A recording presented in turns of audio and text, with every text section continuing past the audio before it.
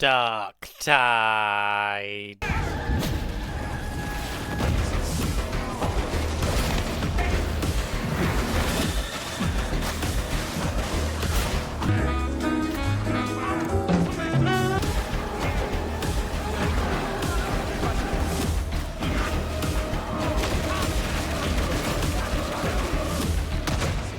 I decided for the recent Warhammer Skulls to buy Darktide because of how much I like Vermintide. Also because it was cheap. There are more differences to Vermintide than I expected, and I don't mind most of them. Arguably the most different is due to the sci-fi setting, the shift over to more ranged combat.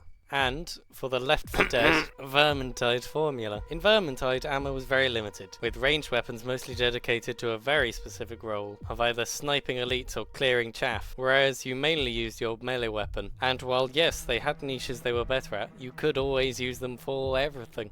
But ammo goes from somewhere around 15 to 20 in Vermintide to 100 to a whopping 1000 in Darktide, with plenty of ammo crates across the map. This results in using your guns outside of their specific niche isn't a massive and complete waste of ammo, and you can quite easily never switch to your melee weapon for an entire mission. With lots of submachine guns and semi-auto guns that can dish out damage to hordes, but also elites if you just fill them with enough lead, or I guess las. And the slower fire, high damage weapons like the bolter and plasma gun have AoEs that let them deal with hordes as well. However, the melee weapons are not any more specialised than they are in Vermintide, and the game still calls them primary weapons, so this causes a bit of an identity crisis for the ranged weapons that don't particularly specialise as much as they did in Vermintide. Personally, I think this is a missed opportunity. If they had made it so that melee was much more specialised, I think it would make an interesting experience, although that would result in the players getting more in danger of being surrounded,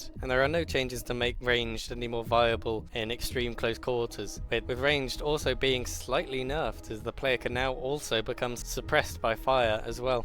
The way skills work is quite different to Vermintide. In that game you had characters, with 3 different careers that each had their own special, passive and stats, but in Darktide they're all squished into one class each, where you can craft a build through this big old skill tree and select from 3 specials, passives, and a whole bunch of stat boosts. I do like the customization and the build crafting. It does have the downside of making the game feel a lot flatter and more difficult in an unfun way when you're lower level, but that goes away. Also, you can't really focus on or build around one main aspect as much as I would like. I think if they just added more skills, even if they are just repeats, that would make the build crafting a lot more interesting, seeing as you're still only limited to having only 30 skills max.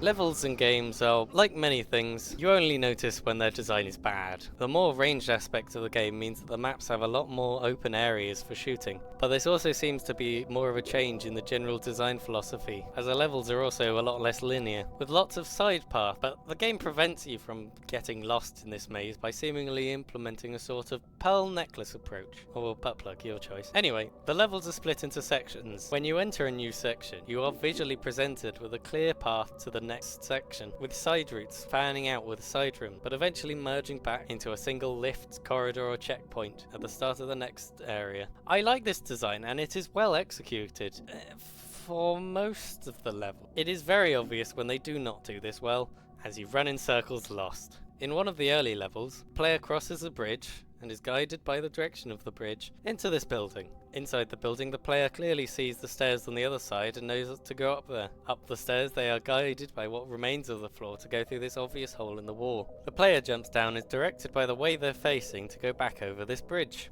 That can't be right. I've just started the level, so you go back in the building and you follow the flow of the level up the stairs, back out the hole, and are very confused again. Turns out this whole building is optional, and the real path is to go down this platform right next to the bottomless pit, where the player is unlikely to look at. The game has the exact same number of maps in the release campaign as Vermintide, which I found quite interesting. Although all of the Vermintide maps are all completely unique, each with their own feel and lots of assets only used in that specific map, whereas Darktide often reuses whole sections, which seems lazy and has definitely confused me as, hang on, aren't we meant to go that way? I think it was meant to make the Hive City feel interconnected and like a real city, but Also, the game doesn't really hide the spawn points like Vermintide does, with spawn points very much out in the open, which feels unimmersive and janky.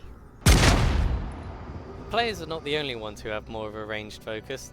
In Vermintide there were very few ranged enemies that were all elites you'd snipe back, up until the Beastman expansion, which added non-elite ranged units that would constantly plink you with chip damage and be hard to kill because of how slow the Vermintide characters were. And they were too numerous and unimportant to waste ammo on. And because in Vermintide you'd gain temporarily health through melee that would act as your little safety bubble, you didn't have any protection from these enemies, as your temporary health would have faded away before you can reach them, meaning they dealt damage to your proper health pool. The devs clearly learned from this when making ranged units even more common in Darktide by replacing your temporary health with toughness, which is a shield that recharges by staying close to your teammate. It's quite a clever solution, as it turns the annoying blink damage from ranged into more like a pressure on your shield that can only become a problem if you let the ranged enemies build up or are being softened by melee. Also, the fact that it's mainly regenerated by being near friends encourages more team play. Anyway, most of the enemies are just retextured Vermintide characters, like the assassin becoming a poxhound. Good boy. With the addition of a sniper that fits quite well, and a shotgunner that isn't really an elite, it's just there. Darktide has an additional game mode, Expeditions, which are heavily inspired by Helldivers, with a large open map with a couple of objectives to complete. Weirdly, the map is split into sections by a big door that you all have to go through at once, and in which you can restock and buy Helldiver-esque stratagems that I never used. I think these doors are designed to keep the players more together, as a large problem with Helldivers is that it can be quite easy to end up splitting up even unintentionally, and this is an even bigger problem in a game focused on team play and sticking together as Darktide is. The maps do look good and effectively builds the tension that is in Helldivers, and the atmosphere is lovely, if poisonous.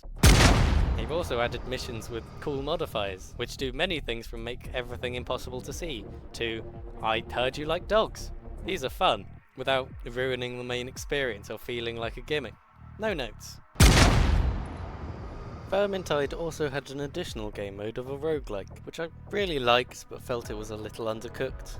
Once again, because of how the skills you can get don't really have any synergies. Darktide also has a roguelike mode, though it varies from the main game's formula by being more stationary, with 12 waves that you have to kill, or some waves do an objective with infinitely spawning enemies, which is liable to stagnation when you are strong enough to survive, but not enough to do the objective, so you just fight forever.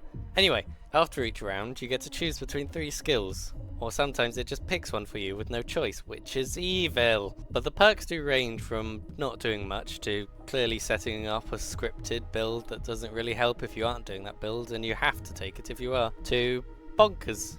Personally, I would have preferred if there were a lot more of the bonkers skills. I also feel like these missions are far too short. The ending is almost always an anticlimax, and I always wished it lasted longer so I could collect more skills. Though the Vermintide roguelike always took far too long, especially seeing as you couldn't save halfway through, so clearly the devs just can't get timing right. They do something interesting with running, as in, they have it. In Vermintide you couldn't run at all, and as weird as it is, with all of my modern gaming conditioning going back to Vermintide, pressing shift and I can't really think of why you would add running. It just makes moving between encounters have a weird minigame of holding shift, and then waiting, and then holding shift. When was the last time you specifically avoided sprinting thinking, I might need it later? It regens in like 2 seconds. I think the idea of a short burst of movement speed is a good idea, but they've also already added that to Darktide. The slide.